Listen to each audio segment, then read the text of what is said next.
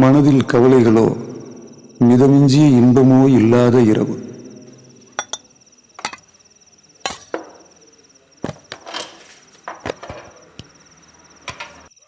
எனக்கு எப்போதும் இப்படி அரையிருட்டில் உட்கார்ந்திருப்பதில் ஒரு நிம்மதி.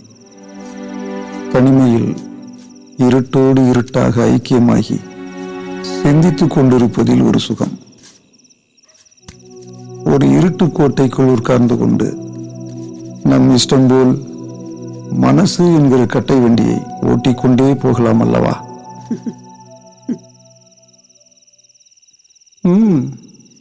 சிரிக்கும்படியான சொப்பனமா? தொடரட்டும் தொடரட்டும். எனக்குத்தான் உறக்கமில்லை, உன்னையுமா எழுப்ப வேண்டும்?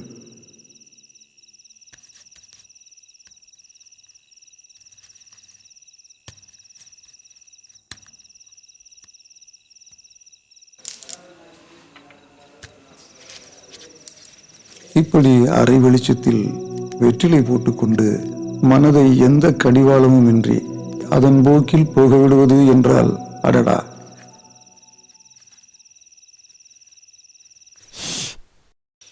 சுண்ணாம்பு அதிகமாயிடுச்சே.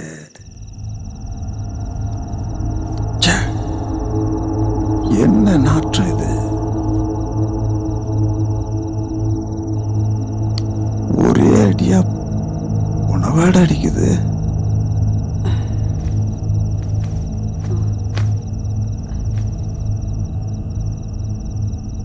உடம்பு அழுகி நாற்றம் அடிக்கிற மாதிரி அடிக்குது. ஜன்னல் வழியா வருமோ?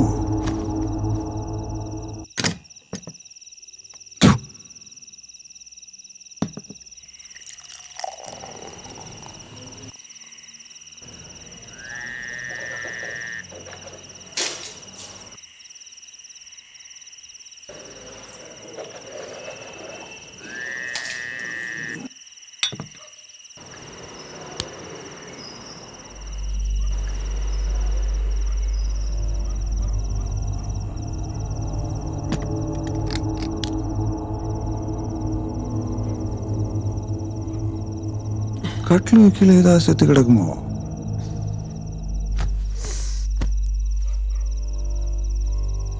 என்னடா அது?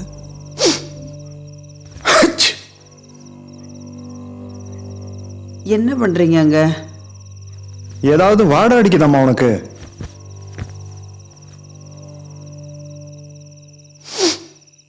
அட வாடை அடிக்குதாம்மா? என்ன உங்களுக்கு இன்னுமா தூக்கம் வரல? மணி என்னாச்சு? ஒரு மாதிரி நாத்தடிக்குதாமா? ஒன்னும் இல்லையே. ஒன்னும் இல்லையா? ஒன்னும் இல்லைங்க. செவனேன்னு வந்து படுங்க. அட ஏதாவது வாடை அடிக்குதாங்கிறேன். லேசா வருது. ஊதுபத்தி வாசனை மாதிரி இருக்கு.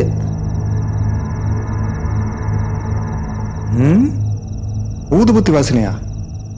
யாராவது ஏத்தி வச்சிருப்பாங்க. அதை பத்தி இப்ப என்ன ஆராய்ச்சி? விளக்க அணைச்சிட்டு வந்து படுக்கலாம்ல, தூங்க விடாம பண்ணிட்டு. ஆச்சரியமா இருக்கே.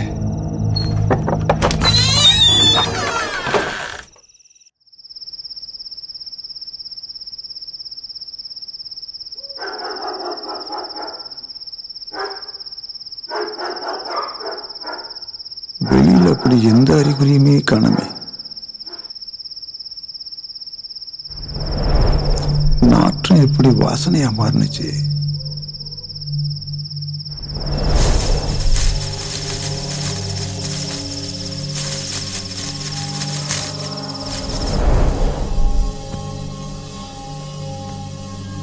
எங்கிருந்து வந்தது இந்த வாசனை? எங்கே போச்சு அந்த நாத்தம்?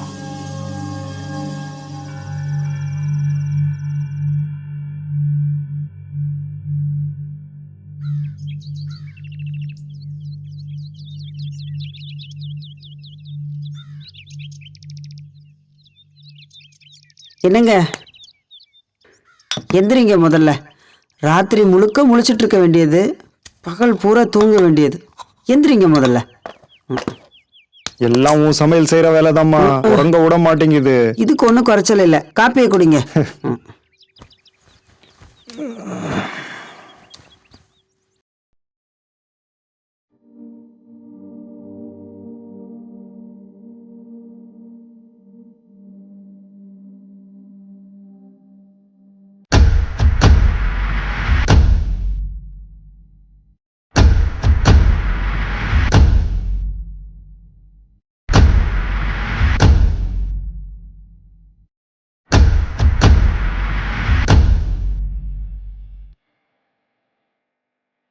அம்மா.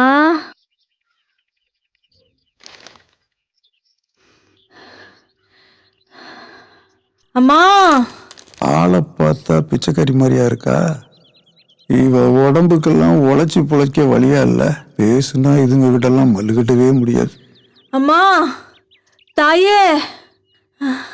ஏய், உனக்கு என்னடி கேடு? 4 வீடு போய் உழைச்சு சாப்பிட வேண்டியதுலடி. வேலை இருந்தா செய்ய மாட்டேனம்மா. வேலை தர யார் இருக்கா? வயிறு பசிக்குதும்மா. இந்த தெருவில் ஒரு பிடி அரிசி கூட கிடைக்கல. மாத்துக்கு ஒரு துணி இருந்தா தாமா.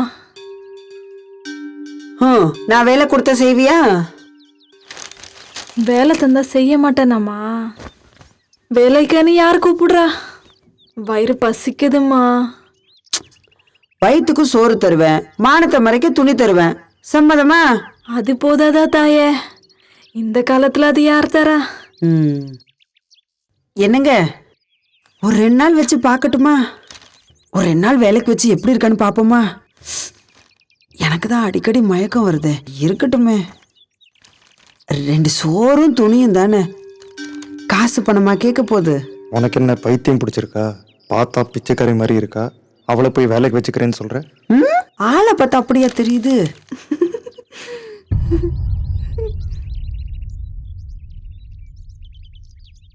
உனக்கு இவ்வளவு விட்ட வேற ஆளே கிடைக்கலையா? முகத்தை பார்த்தா தெரியாதா? இருந்துட்டு போட்டோம்.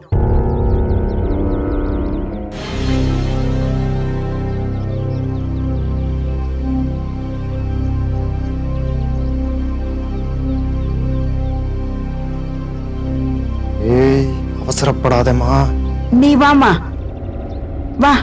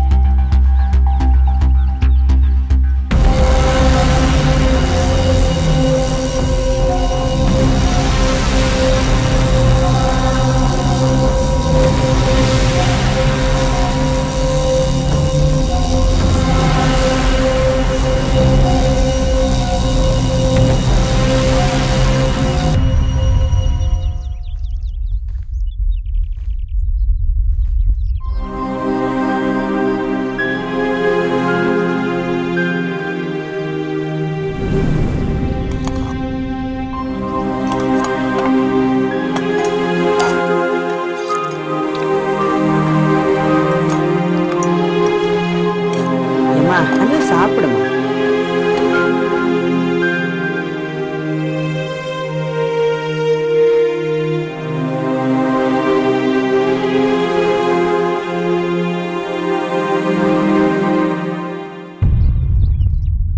நான் காண்பவைகள் உண்மையா மாய பிரம்மையா? எல்லோரையும் போலத்தான் நானும், எல்லோருடையவையும் போல அல்ல என் தொழில். நான் கதை எழுதுகிறவன். என்னுடையவை அங்கீகரிக்கப்படும் பொய்கள். இதைத்தான் சிருஷ்டி, கற்பனா லோக சஞ்சாரம் என்றெல்லாம் சொல்வார்கள். ஆனாலும் யதார்த்தத்தில் நான் காண்பவைகள் உண்மையா மாய பிரம்மையா?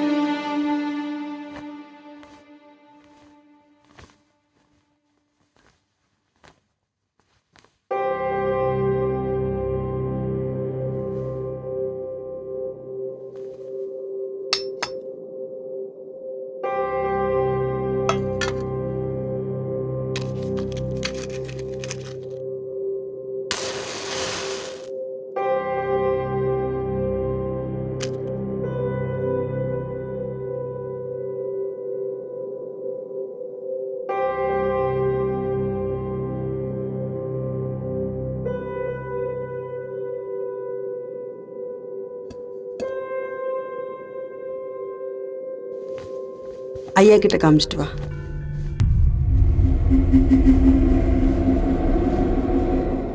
என்னை சுற்றி நடப்பவைகள் சமயங்களில் எல்லாமே சரியாகத்தான் இருக்கிறது. யாரும் கேட்டால் கூட சிரிப்பார்கள் எனக்கு தோன்றுகிற சந்தேகங்கள், பயங்கள் குறித்து. என்னையே நான் கேலி செய்து கொள்ளும்படியாக கூட இருக்கிறது. ஆனாலும் இவையெல்லாம் எந்த நொடியில் மாறுகிறதோ தெரியவில்லை என்று சொன்னால் யார்தான் நம்புவார்கள்? ரொம்ப நல்லா பேசுற. ஆமா, நீ காசி ஹரித்வாரெல்லாம் போயிட்டு வந்தேன்னு சொன்ன, ஏதாவது ஒரு கதை சொல்ல. ஆமா, நான் காசி ஹரித்வார் எல்லா இடத்துக்கும் போயிட்டு வந்திருக்கேன். காசியில ஒரு கதை கேட்டேன், அது சொல்லவா? சொல்ல. 500 வருஷத்துக்கு முன்னாடி காசில ஒரு ராஜா இருந்தாரா. அந்த ராஜாவுக்கு ஒரு மகன் இருந்தாளா. ஒத்திக்கு ஒரு பொண்ணு கருவேப்புள்ள கண்ணு மாதிரி. பூலோகத்திலேயே எங்க தேடினாலும் கிடைக்காதா, அவ்வளோ அழகா அம்மாவா. ராஜாவும் எல்லா படிப்பும் படிப்பிச்சாராம். அவளுக்கு ஒரு குருஜி இருந்தாரா. அந்த குரு ஒரு சூன்யக்காரன். அடக்கடவுளே, அப்புறம் என்னாச்சு? சொல்றேன். அவனுக்கு யந்திரம், தந்திரம், மந்திரம் எல்லாமே தெரியுமா. அவனுக்கு அவன் மேல ஒரு கண்ணு. ஆனா இவளுக்கு மந்திரியோட மகனை கட்டிக்கணும்னு ஆசை. இது அவனுக்கு தெரிஞ்சிச்சு. யாருக்கு? ராஜாவுக்கு. அந்த குருவுக்கு. இந்த புத்தகத்தில் உள்ள கதையை நான் வாசித்துக் கொண்டிருக்கிறேனா அல்லது அவள் சொல்லும் கதையை நான் கேட்டுக்கொண்டிருக்கிறேனா?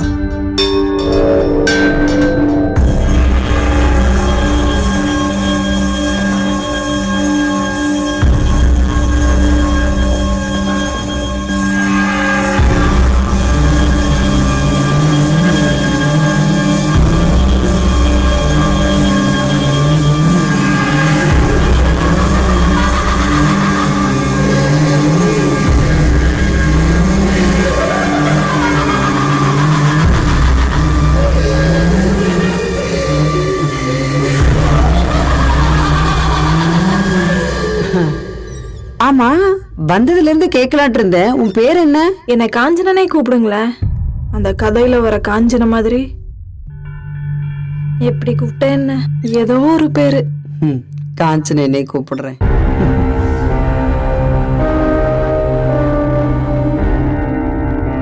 நான் வாசித்துக் கொண்டிருக்கும் வரிகளை இவள் எப்படி அப்படியே சொல்லிக் கொண்டிருக்கிறாள்?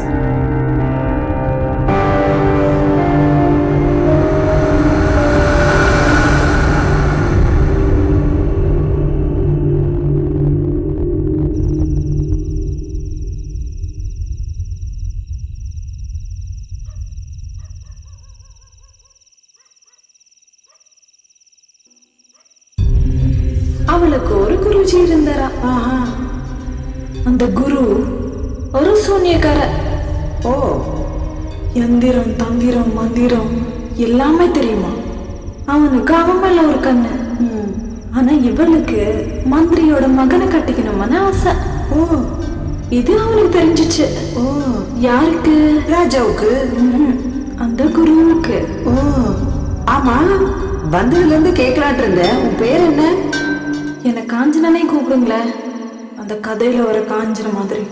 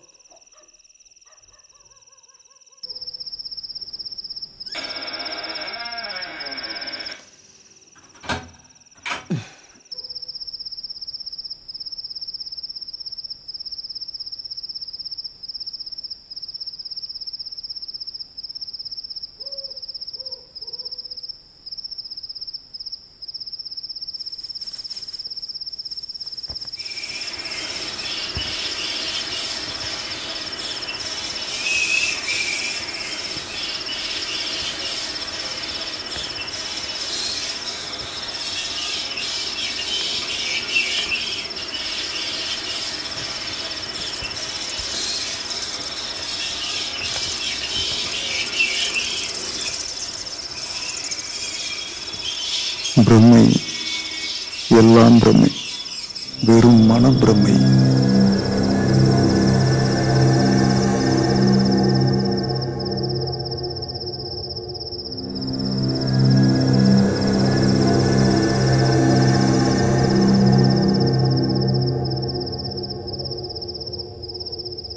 என்ன இன்னும் தூங்கலையா?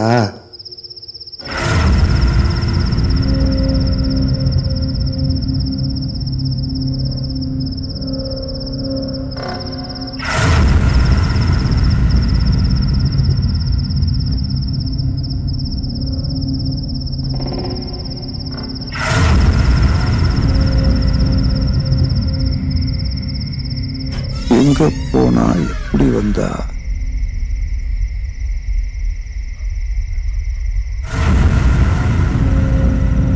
சாம்பிராணி வாசனை மாதிரி இருக்கே.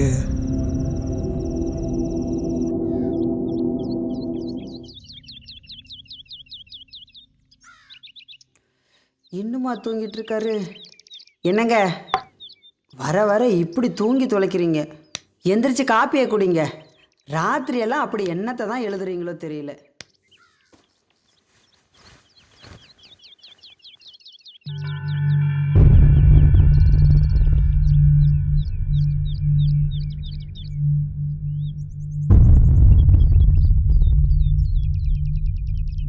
என்னமோ நடக்குது இந்த வீட்டுக்குள்ள.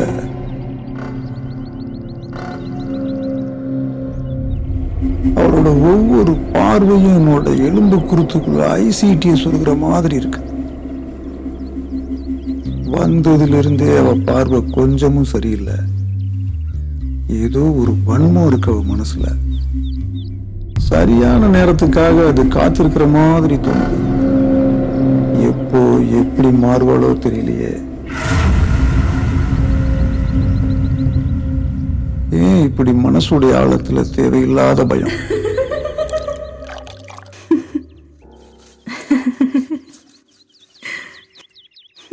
அவள் எப்படியோ என் மனைவியை வசியம் செய்து விட்டாள். என்ன சொக்குப்பூடி போட்டாள் என்றே தெரியவில்லை. என்னால் என் மனைவி அவளோடு தனியாக விட முடியவில்லை. என் மனைவியோ... பொம்பளைங்க வேலை செய்யற இடத்துல உங்களுக்கு என்ன வேலை? உள்ள போங்க, வலிக்கிட போகுது.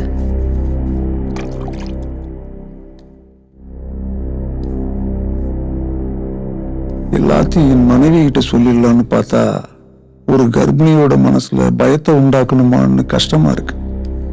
இதை யாருகிட்ட போய் சொல்றது? சமூகத்துக்காக இலக்கிய சேவை செய்யறேன்னு தம்பட்டம் அடிச்சுக்கிட்டு மனப்பால் குடிக்கிற என்ன மாதிரி ஒருத்தன், சார் எங்க வீட்டுல புதுசா ஒரு பேய் குடி வந்திருக்கு, அது என் மனைவியை என்ன செய்யுமோன்னு பயமா இருக்குதுன்னு போய் சொன்னா எனக்கு பைத்தியம் பிடிச்சிருக்குன்னு சந்தேகிக்க மாட்டானா? யாருக்கிட்ட இந்த விவகாரத்தை சொல்றது? எத்தனை நாள் பாரா கொடுத்துக்கிட்டு இருக்கிறது?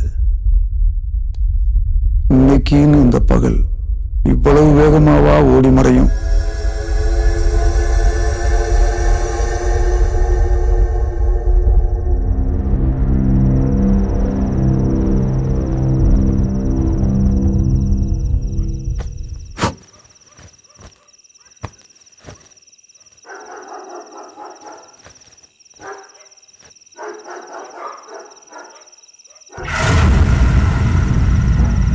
என்னம்மா அது? என்னங்க, நான் தாங்க அந்த பொண்ணை மேலே படுக்க சொன்னேன், கீழே படுக்க வேண்டான்னு. பேசாம படுங்க, சும்மா ஏதாவது பண்ணிக்கிட்டு.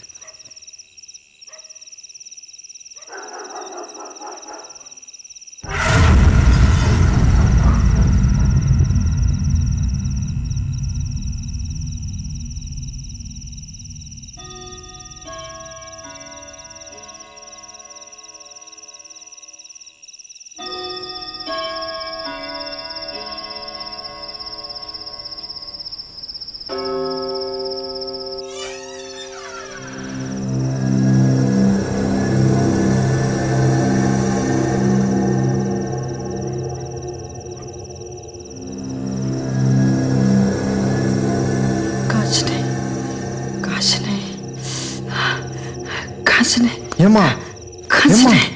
என்னாச்சு? என்னங்க, யாரோ என் கழுத்து கடிச்ச ரத்தத்தை உரியிற மாதிரி இருக்குங்க.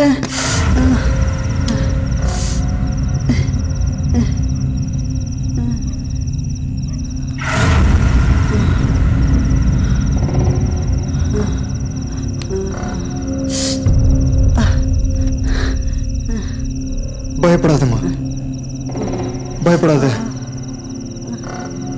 பயப்படாதம்மா. ஏதாவது யோசிச்சுட்டு படுத்திருப்ப, தைரியமா தூங்கு.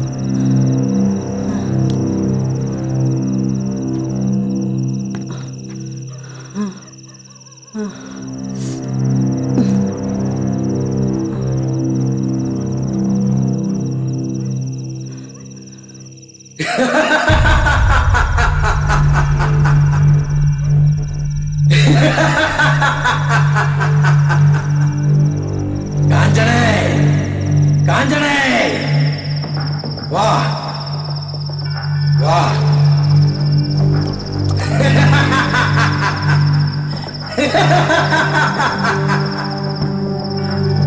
வா.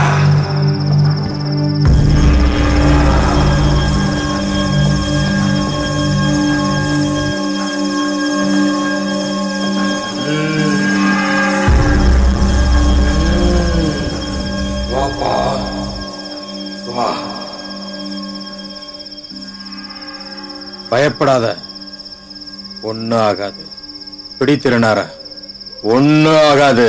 நான் இருக்கேன். இது அந்த அம்மா நெத்தியில பூசு, எல்லாம் பறந்துரும். தைரியமா போ, உடனே பூசு.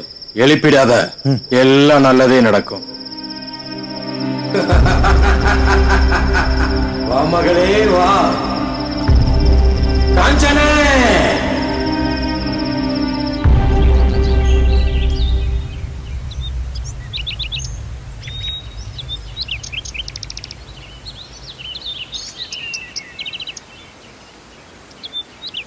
அந்த இரவில் சேமக்களம் ஒலிப்பது போல் இருந்தது. ஆனால் அவன் கைகளில் சேமக்களம் இல்லை.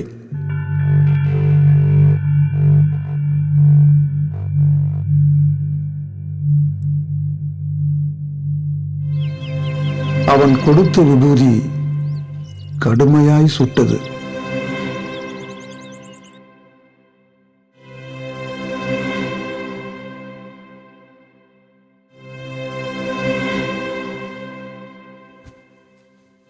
அது வெறும் விபூதி தானா? சந்தேகமாகவே இருக்கிறது.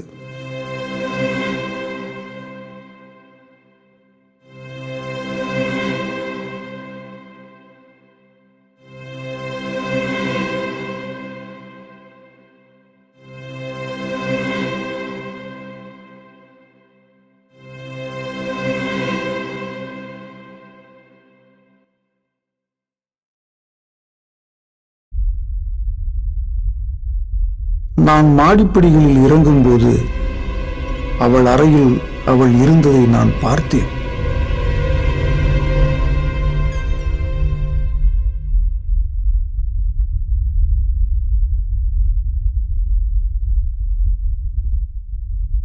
மீண்டும் நான் படிகளில் ஏறும்போது நான் பார்த்ததாகத்தான் நினைவிருக்கிறது. அவள் அங்கு இல்லை.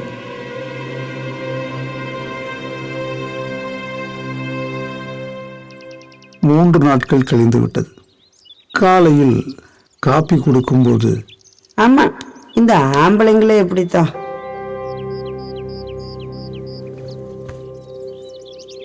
ஆமாம், என் மனைவி இந்த ஆண்களே இப்படித்தான் என்கிறாள். இதற்கு நான் என்ன பதில் சொல்ல?